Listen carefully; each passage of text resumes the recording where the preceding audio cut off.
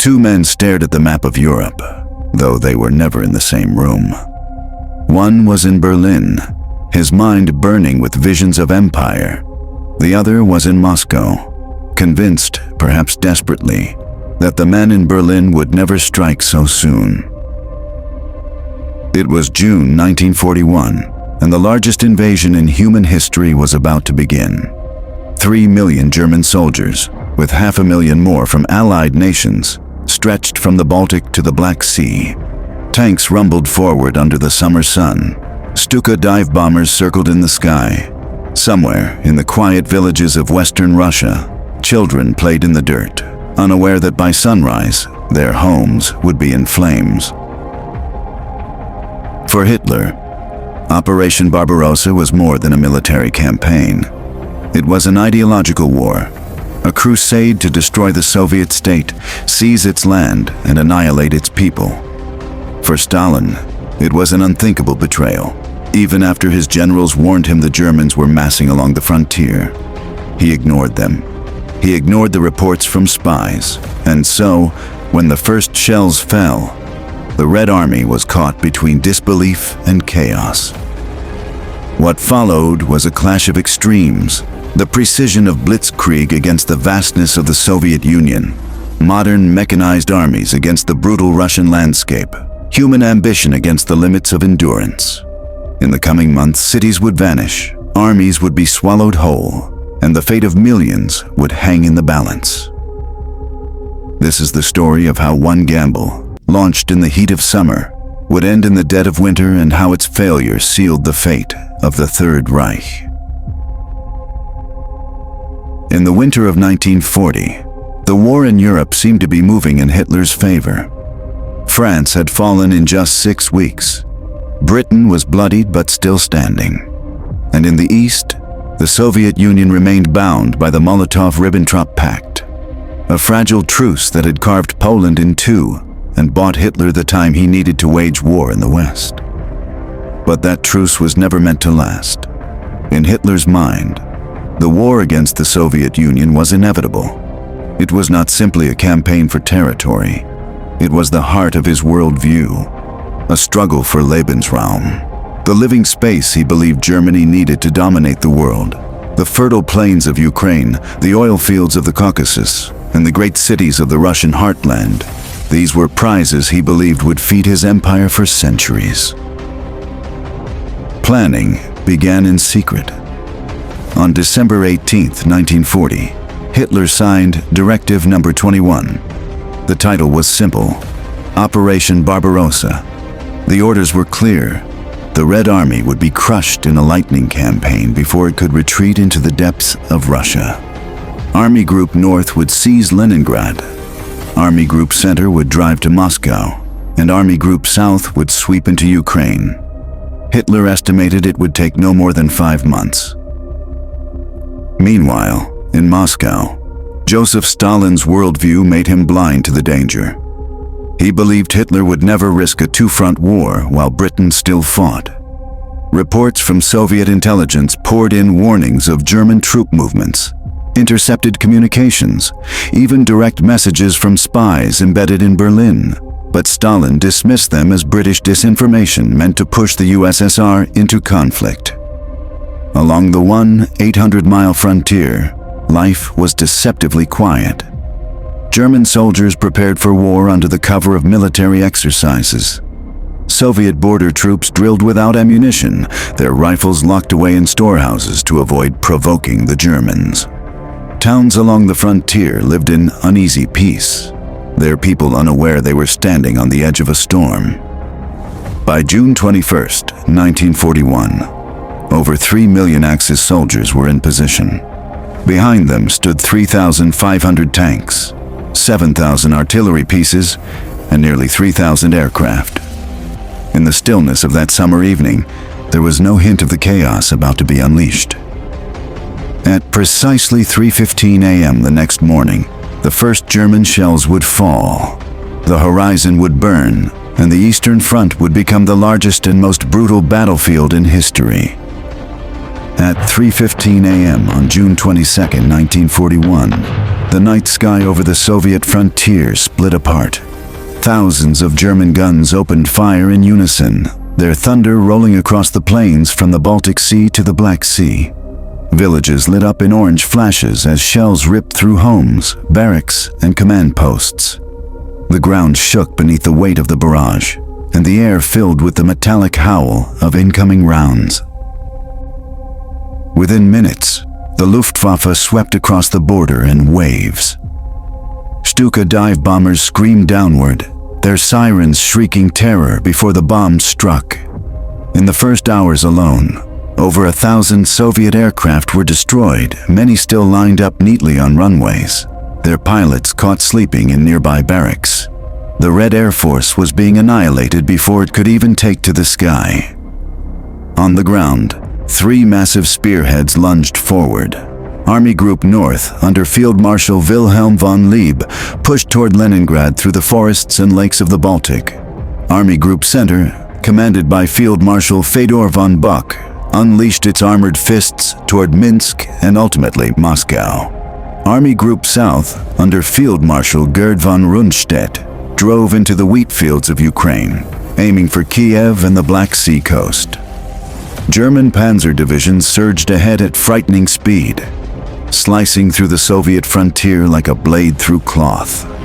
Motorized infantry followed in endless columns, their trucks and half-tracks churning up clouds of dust in the summer heat. By midday, German units were already deep inside Soviet territory, bypassing resistance and leaving pockets of surrounded troops to be crushed later. For the Red Army, the shock was total. Communications broke down within hours. Some commanders believed the attack was a local provocation that could be negotiated. Others understood instantly that this was war on a scale the world had never seen. Units scrambled to mobilize, but orders were confused, supplies were missing, and entire divisions found themselves cut off before they could even form defensive lines. Civilians woke to the roar of engines and the shadow of enemy aircraft overhead. Families fled their homes with nothing but what they could carry, streaming eastward along roads already clogged with retreating soldiers. The speed of the German advance meant that in some towns, the first sign of the invasion was not the sound of artillery, but the sight of tanks rolling down the main street. By the end of the first day, German forces had advanced up to 50 miles in some sectors. Bridges were captured intact, rail lines seized, and airfields obliterated.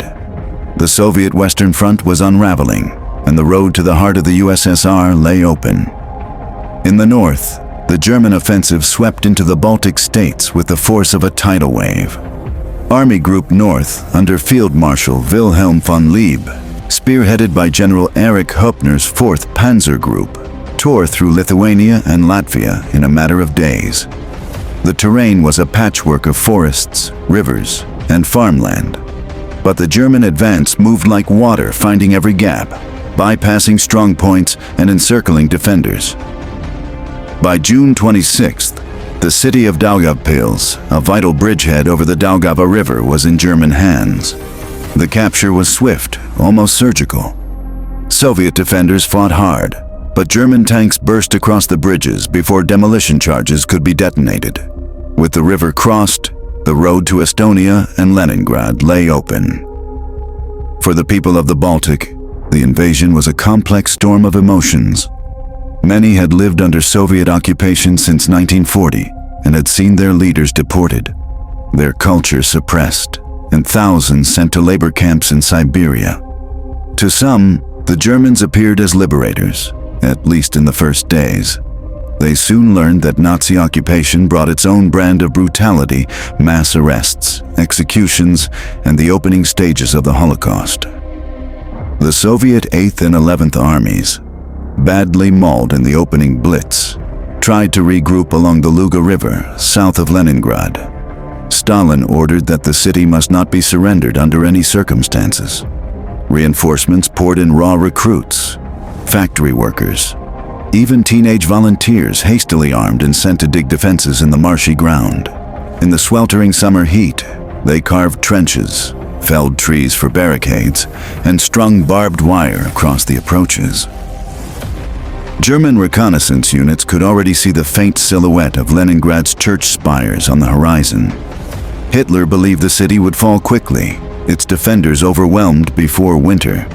But the terrain ahead was treacherous, the Soviet resistance stiffening with every mile, and the logistical tail of Army Group North was stretching dangerously thin. In these early days, no one could yet imagine that Leningrad would not fall in weeks or months, but would endure a siege lasting 872 days, one of the longest and most harrowing in human history.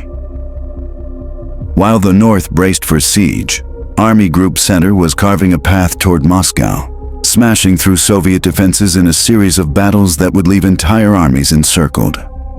In the center of the front, the German advance moved with a speed that stunned even its own commanders. Army Group Center under Field Marshal Fedor von Bock led with the armored might of Heinz Guderian's 2nd Panzer Group and Hermann Hoth's 3rd Panzer Group. Their mission was clear: cut deep into Soviet territory, destroy the Red Army in massive encirclements, and open the road to Moscow.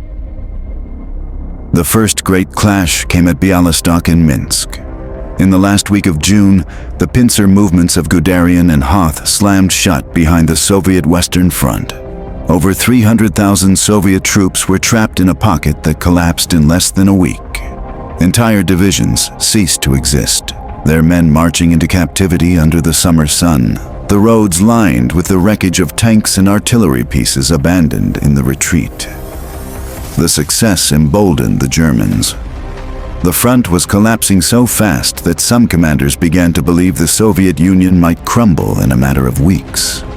In Berlin, Hitler's confidence swelled. In Moscow, panic began to seep through the halls of the Kremlin. Stalin issued orders for counterattacks, demanding the Red Army strike back immediately to halt the German momentum. But the attacks were rushed, poorly coordinated, and often launched without proper reconnaissance. German panzers met them head-on, shattering them before they could gain ground. As July began, the next target loomed: Smolensk, a vital fortress city on the road to Moscow. The German plan was to envelop the city in another vast encirclement, annihilating the Soviet forces defending the approaches to the capital. The Red Army, learning from the disaster at Minsk, fought with greater tenacity, throwing every available unit into the fight. But tenacity could not make up for shortages in armor, air power, and logistics. By the end of July, another 300,000 Soviet troops were trapped in the Smolensk pocket. Yet, even in defeat, the Soviets were beginning to slow the German timetable. Each encirclement took longer to close. Each advance stretched supply lines thinner. The vastness of Russia, its endless forests, poor roads, and sudden rains began to work against the precision of the Blitzkrieg. By late summer, some German commanders were already warning that the push toward Moscow was falling behind schedule.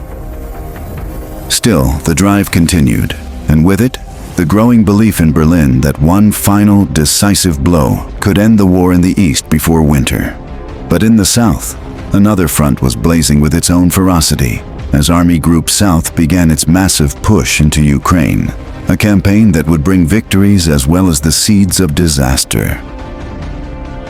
In the south, the German advance moved into a land of wide horizons and fertile plains, Ukraine, the breadbasket of the Soviet Union.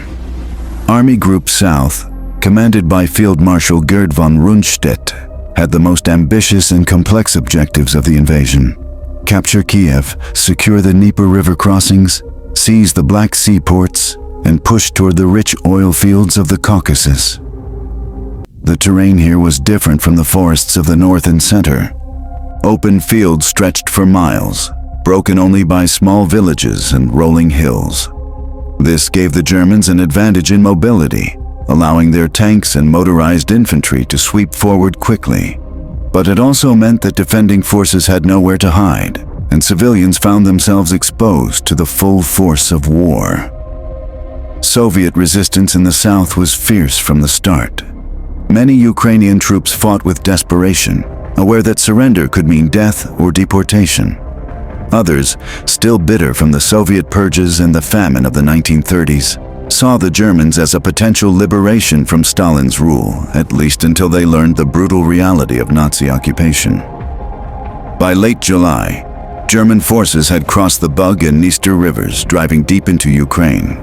But the Soviet command, realizing the danger to Kiev, ordered a massive concentration of troops along the Dnieper.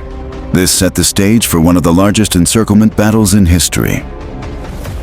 In September, German and Romanian forces, along with the panzers of General Heinz Guderian, redeployed from the central sector, swung down from the north. They met up with General Ewald von Kleist's tanks pushing from the south, closing a ring around Kiev. Trapped inside were more than 500,000 Soviet soldiers, the largest single encirclement of the entire war. The battle for Kiev lasted weeks. The Soviets fought with grim determination, but ammunition and supplies dwindled rapidly. Street fighting raged in parts of the city, while in the surrounding countryside, exhausted Soviet units tried to break out through tightening German lines. By the end of September, the pocket collapsed. Over 600,000 Soviet troops were killed or captured, along with thousands of guns, tanks, and trucks. The victory in Kiev stunned the world. Hitler proclaimed it proof that the Red Army was finished. Yet the victory came at a cost, precious weeks lost from the timetable for taking Moscow. The diversion of armored forces southward had slowed the central drive, and the Russian autumn was approaching. Even as Kiev fell, the first hints of winter could be felt in the chill night air. And in the center, the German armies were preparing for the final push toward the Soviet capital, an operation Hitler believed would end the campaign in triumph, but which would instead push his armies to the brink of disaster. By October 1941, the Germans were deep inside Soviet territory, but the war was no longer unfolding at the lightning pace of June. Every mile forward now cost blood, fuel, and time. The Red Army, though battered and reeling, was far from destroyed. From the swamps of the north to the wheat fields of the south, Soviet forces were regrouping, digging in, and striking back wherever they could. In the center, Hitler launched Operation Typhoon, the final drive to capture Moscow before winter. It began with two massive encirclements at Vyazma and Bryansk. The pincer movements were classic Blitzkrieg, fast, coordinated, and devastating. Within weeks, over 650,000 Soviet troops were killed or captured. Entire Soviet fronts vanished from the order of battle. German commanders believed the road to Moscow now lay open. But what seemed like the beginning of the end for the Soviet Union was, in truth, the start of something more dangerous. With every step the Germans took toward Moscow, their supply lines stretched further, their trucks and horses struggling through muddy, rutted roads. Autumn rains turned the Russian earth into an ocean of mud, the dreaded Rasputitsa bogging down tanks, breaking axles, and forcing soldiers to wade knee-deep in freezing water. The Soviets used this slowdown to throw in hastily assembled reserves, many drawn from deep in the interior. Units arrived wearing mismatched uniforms, armed with outdated rifles, and sometimes with little more than a few magazines of ammunition. But they fought with an intensity born of desperation, knowing that the capital was all that stood between survival and total collapse. Counterattacks flared across the front. Near Kalinin, Soviet armor ambushed German columns on forest roads, shattering their lead elements before slipping back into the trees. In the south, Red Army forces struck at the flanks of Army Group South, slowing its push toward the Donbas. And in the skies, the Soviet Air Force, thought to be broken in June, was reappearing in growing numbers, harassing German supply depots and rail junctions. By November, the spires of the Kremlin were less than 60 miles away. German troops could see Moscow's glow on the night horizon. Yet the closer they came, the harder the Soviets fought. And beyond the city limits, the first flakes of snow began to fall, heralding a change in the war that no German plan had truly accounted for. The next phase would be fought in the dead of winter, a season that had humbled countless armies before. And for Hitler's soldiers, It would bring not just the bite of cold, but the shattering of the illusion that the Soviet Union could be conquered in a single campaign. The first snow came quietly in early November, dusting the muddy roads and fields in white. At first, German soldiers welcomed it. The frozen ground made movement easier after weeks of slogging through the autumn mud. Tanks and trucks rolled forward again, and for a brief moment, the road to Moscow seemed within reach. But winter in Russia is a predator that waits. By late November, temperatures plunged to -20 degrees Celsius, and still the mercury kept falling. The cold was merciless, seeping into bones, cracking skin, and freezing oil in engines. Soldiers woke to find machine guns frozen solid, food hard as stone, and boots stiff with ice. Many had no proper winter uniforms. They wrapped themselves in scarves, blankets, and whatever they could steal from abandoned homes. Despite the conditions, the Germans launched their final push toward Moscow in late November. Villages on the city's outskirts became fortresses. Every street and barn fought over. From the north and south, German spearheads inched closer, sometimes within artillery range of the capital. Through binoculars, they could see Moscow's tram lines, its smokestacks, and, on clear days, the towers of the Kremlin. But the Soviets were far from finished. Fresh divisions brought in from Siberia and the Far East arrived in the city. These troops, hardened by brutal winters, were well equipped with padded uniforms, skis, and winter camouflage. They had been released only after Soviet intelligence confirmed that Japan would not attack the USSR from the east. Now they were thrown straight into the fight for Moscow. On December 5th, the counterattack began. Soviet artillery thundered across the frozen plains, and waves of infantry surged forward behind T-34 tanks, whose wide tracks glided over the snow where German vehicles bogged down. The offensive hit the Germans hard, punching holes in their lines and forcing units into retreat for the first time in the campaign. What had begun as a triumphant march toward victory now became a desperate fight for survival. German soldiers abandoned vehicles that would not start, blew up heavy equipment they could not move, and fell back through blizzards that blinded friend and foe alike. Frostbite claimed more men than enemy bullets. Entire companies vanished into the white wasteland, never to be seen again.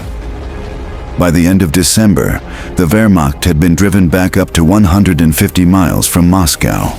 The dream of conquering the Soviet Union in one swift blow was dead. Hitler's armies now faced the reality of a war that would grind on for years, and on the Eastern Front, there would be no mercy. By the time the snows settled in early 1942, the Eastern Front had become a graveyard of illusions. Operation Barbarossa, conceived as a lightning war to destroy the Soviet Union in months, had failed. The Germans had advanced more than 600 miles, seized vast territories, and inflicted catastrophic losses on the Red Army. Yet the Soviet state still stood, its army still fighting, and its capital still unconquered.